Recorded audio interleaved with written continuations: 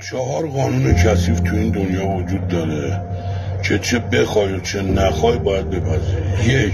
مظلوما همیشه تو این دنیا بازندن، باید حق تو بگیری حتی تو صف نونوایی. 2. آدما به نیازاشون وفادارن نه به تو، تا زمانی که بهشون منفعت برسونی دربست در اختیارتن، اما به محض اینکه از سمت تو دیگه چیزی بهشون نرسه میرن و تو افق گم میشن. تازه اونا خوباشن، بعضیشون باهات دشمنم میشن. 3. مردای ضعیف دنبال زنا را میفتن، زنا دنبال مردای قوی را میفتن، مردای قوی دنبال هدفاشونه. 4. هیچ آدمی تو این دنیا خودشو برای تو به خطر نمیندازه که تو رو نجات بده. فقط 2 چیز تو رو نجات میده: اول خدا، دوم حساب بانکیت. انسان 2 معلم دارن، آموزگار و روزگار. هرچه با شیرینی از اولی نیاموزی، دومی با تلخی به تو میاموزه.